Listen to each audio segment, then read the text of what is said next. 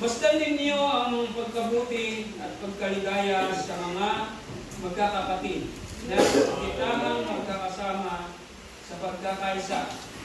Parang mahalagang awis sa ulo na tumutulok sa balbas sa mga tulibagay sa balbas ni Aaron na tumulok sa laylayan ng kanyang mga suot. Amen? At sa Ephesians chapter 4 verse 3 ay ganito ang sinasabi. Mga kapatid. Ephesians chapter 4 verse 3. Hallelujah. Na pasakitan ninyong ingatan ang pakikipagkaisa sa Espiritu ng tayo ng kanyang pakapayapaan. To God be the glory. Diyos ang pagpapala sa kanyang dakilang salita. Kaya kayo manalangin. Aming ang banal na kapangyarihan sa lahat. Maraming salamat ng Diyos sa pagkabasa ng mga salita. At tunay na Panginoon, labis po kami nagagalak, nagpapasalamat sa umaga nito. Bigyan niyo po kami ng isang aliwalas na araw kung kami ay makadamo sa lugar na ito, kung muling magsama-sama o Diyos at sumamba sa iyo sa Espiritu at katotohanan. Ama, sa oras na ito, kung meron mga po Panginoon na may mga nagawa kaming mga bagay na hindi ayon sa iyong kalooban. Lord, we pray na the blood of Christ will cleanse our sin and iniquity, Father God. And we pray, O Lord, na hayaan mo, O Diyos, na ipagkatiwala namin ang lahat ng mga bagay nito. Upang sa ganun, O Diyos, ay makikinig ng iyong mga salita ay walang maging hadlang, O Panginoon. At bagkos, anuman ipahayag na mga salita mo, sa umagang ito, Panginoon, ng iyong mga lingkod na tumatay sa likod ng pulpitong ito, Ama, ay magbigay po sa amin ng kalakasan at higit sa lahat, katagpuin ng iyong banal na Espiritu Santo ang bagong pangangailangan espiritual ng iyong mga anak sa lugar ito. Minsan pa, O Diyos, aking pong ipinagkakatiwala ang mga bagay nito, lahat ng ito, O Diyos, pangalan ni Kristo Jesus. Amen and amen. To God be the glory, makakaupo na po tayo mga kapatid. This exhortation, mga kapatid, ay continuation lamang ng sinipong nakaraan. Which is, ano lang natin, i-call mind, ito yung salitang body, mga kapatid. Which is, kung inyo pong binasa yung, yung mga chapter na binigay ko sa inyo, yung Romans chapter 12, 1 Corinthians chapter 12, which is doon mo ma-identify kung saan ka kung saan ka itinalaga ng Diyos, kung anong God's work manifestation sa iyong buhay, o kung anong bahagi ka sa iglesia. Amen? Sino ba ang nakasilip man lang doon sa Romans chapter 12 sa 1 Corinthians chapter 12? Meron po ba? I hope and I pray na nasilip nyo man lang o nabasa nyo yung mga word of God na yun. Because napakahalaga ng mga kapatid na hindi lamang pinapakinggan nyo yung mga sinasalita ng mga lingkod ng Diyos sa mga Teodika. Bagos ay maging katulad tayo ng yung nakakita na kayo ng baka o yung kalabaw, pagkatapos manginain ay mumumuya habang namamahinga. Amen. Typology lang to, mga kapatid.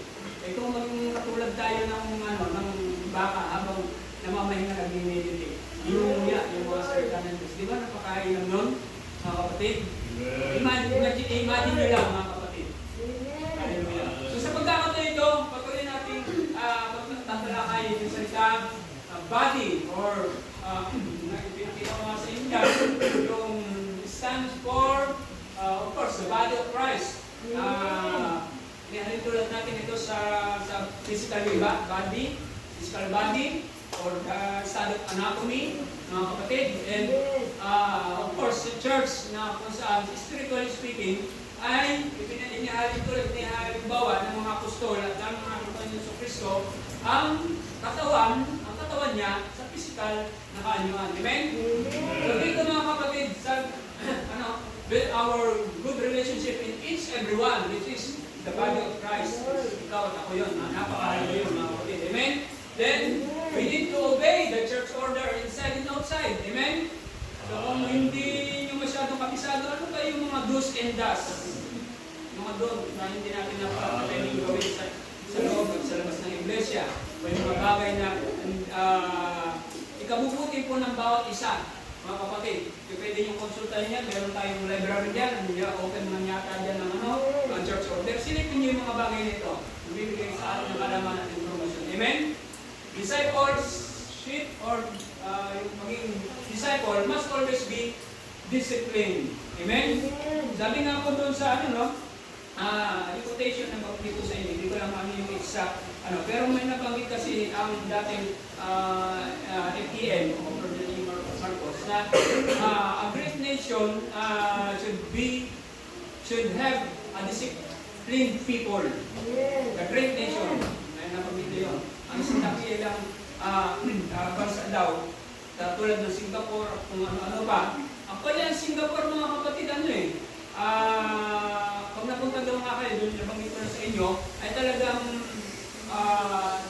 their government trusted pagdating sa mga walang masyadong mga magkakawat o mga pero lahat naman nangyayari rin na may mga corruption. Pero pagdating sa disiplina, ang mga Hapon, alam natin yan, narinig natin sa mga balibalita, lalo na nagkaroon ng tsunami, hindi sila ganun hindi nila trinansak yung kumbaga inano yung mga binasak, yung mga bodega doon o ano, kundi pumila sila para makakuha ng mga ayuda.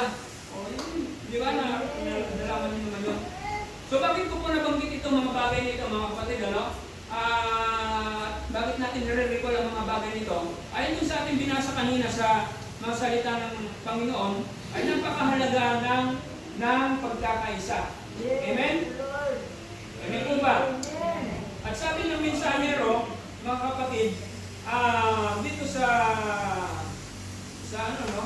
The Church of the Living, meron kasi dito, yan yung disunity, sister. The word disunity. Sabi kasi dito, do you know, where there's disunity, the Spirit of the God is not welcome. Imagine, natin ang propeta yan. So wala daw palang pagkakaisa, ang Espiritu ng Diyos mismo, ayon sa mensahe, ayon sa sinabi ng ating kapatid,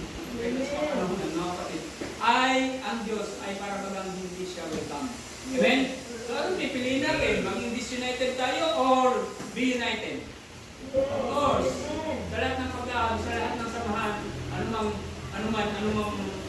samahan niyan, mga kapatid, ay nagtatagumpay ang isang samahan. O higit sa lahat, ang iglesia, kapag tayo ay united in the Spirit, united in His Word, united in His Spirit. Amen? Hallelujah. So, sa pagpapatuloy mga kapatid, ano? Sabi ng Ephesians, doon pa rin tayo sa Ephesians, chapter 4, aking lang naalala mga kapatid, ito ay napakahalagang bagay.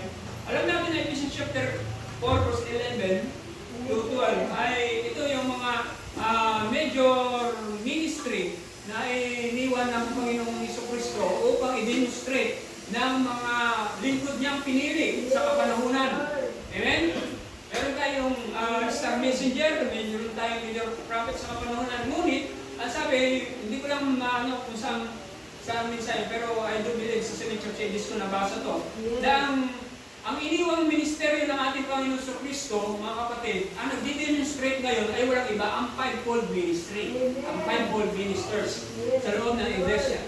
At kung isa-isahin natin yan, yung 5 meeting ito, ay kukulangin ng oras, bagaman i-ano natin dyan, nakalagay dyan, mga kapatid, na ito yung mga function, may mga function siya. Okay? 11, 12, sa 12 na, sister. Basahin natin to. Sabi po dyan sa 12, sa Tagalog, habang nandiyan sa English, itatagalog ko naman dito, sa English version, sabi, sa itasasakdal ng mga banal, gayon din sa paglilingkod, sa itatitibay sa katawan ni Kristo. Hanggang, verse 13, hanggang sa abutin natin ang lahat ng pagkakaisa ng pananampalataya at pagkakilala sa anak ng Diyos. Hanggang sa lubos ang paglaki ng tao, yung the perfect of the stature of the perfect man. Hanggang sa sukat ng pangangatawan sa kuskusan ni Kristo. Upang tayo, 14, upang tayo huwag na maging mga bata pa na nagpapahapay-hapay dito doon at dinadala ng magkabi-kabilang sa lahat ng hangin ng aral. Kamagitan ng mga daya ng mga tao sa katusuhan ayon sa mga lalang ng kamalian. Verse 15 to 16, last verse sa talatang ito. Kundi sa pagsasalita ng katotohanan na may pag-ibig. Amen? At na magsisilaki sa lahat ng mga bagay sa kanya, na siyang Pangulo sa makatuwing bagay si Kristo. Na dahil sa kanya ang buong katawan ay nagkakalapat-lapat na mabuti na nagkakalakip-lakip sa mamagitan ng tulong ng bawat kasukasuan ayon sa paggawa na nauukol sa bawat iba't ibang sangkap at nagpapalaki ng katawan sa kaititibay ng kanyang sarili sa pag-ibig. Amen? So matotal mga kapatid, hallelujah. Nakita natin doon ang salitang pag-ibig. Ito pala ang pinakasusi, ang pinaka-main kung bakit tayo ay dapat na nagkakaisa sa iglesia, yung salitang pag-ibig. Because we do believe, ang pag-ibig, kapag ano sabi ng 1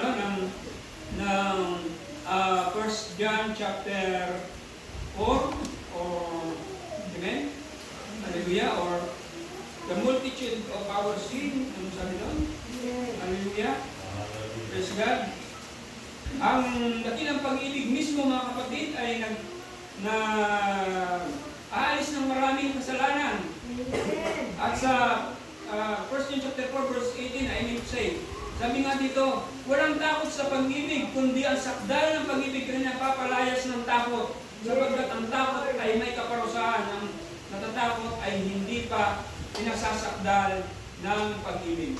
So nagagawa natin ang lahat ng bagay, mga kapatid, kapag tayo po ay umiibig. Amen po ba? Amen. Ika nga, di ba? Maging sa literal nga na pag-ibig, mga kapatid. Meron tayong kasabihan, ano? Na o pag-ibig, hamakin ang lahat, masunod ka lamang. Yung mga yung mga dating magnobyo na ngayon ay magkasawa na magkatipan na kung saan ay ginagawa ang mga bagay para sa pag-ibig. Walang pwedeng mag-iwalay. Amen? Ganun din tayo kay Kristo. Amen? Na kung tayo man ay nagkasala sa isa't isa, mga kapatid sa iglesia, nabanggit ko na kanina sa 1 Peter chapter 4, verse 8 and 7 to 8 nga, no? Sabi dito, ngunit ang wakas ng lahat ng mga bagay